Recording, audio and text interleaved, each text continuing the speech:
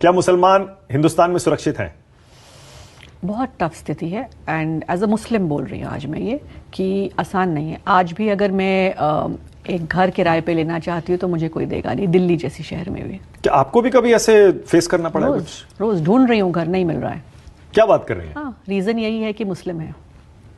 अरे आप अहमद पटेल की बेटी हैं? मेरी माँ को नहीं मिला घर 2 साल पहले, जब हम 23 मदर टेरेसा क्रेसेंट वो तो मुझे कहानी याद है, आपने पहले भी बताई थी। पर आज भी तो कांग्रेस पार्टी का इतना बड़ा चेहरा है जी, इसीलिए एक तो पॉलिटिकल, दूसरा मुस्लिम, तो बिल्कुल। तो ये आपको क्यों लगता है कि मुस्लिम है इसलिए चेहरा नहीं मिल रहा?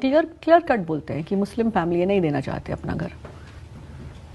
तो आप ये समझ लीजिए कि अहमद पटेल की फैमिली, दिल्ली, पॉलिटिक्स, तो अगर हमारे साथ ये होता है तो आम मुसलमान को क्या फेस करना पड़ता होगा। आप ग्राउंड पे जाइए, या आपने रैपिड फायर किया बट मैं इस पे बोलना चाहती हूँ कि जब हम ग्राउंड पे जाते हैं, मुसलमान गांव में जाते हैं, बहुत तकलीफ में हमारे कांग्रेस के कार्यकर्ता जो है, कांग्रेस के कार्यकर्ता, नॉर्मल कार्यकर्ता, एक तो कांग्रेस ऊपर से मुस्लिम, उनको फंक्शन नहीं करने दिया जाता है। उनके ऊपर दबाव जितना है, उनके बच्चों को नौकरी से निकाला जाता है। उनको अगर वो मेरे साथ फोटो में दिख गए तो डरते हैं कि भाई हमने आपकी सभा में मदद करी, हमारे घर पे अभी कुछ नौकरी जाएगी, बच्चे का स्कूल एडमिशन जाएगा, कुछ ना कुछ जाएगा, इस तरीके का दबाव है। तो आसान नहीं। ये मैं गुजरात की बात करूँ, यूपी वगैरह में तो और भी बुरा हाल है।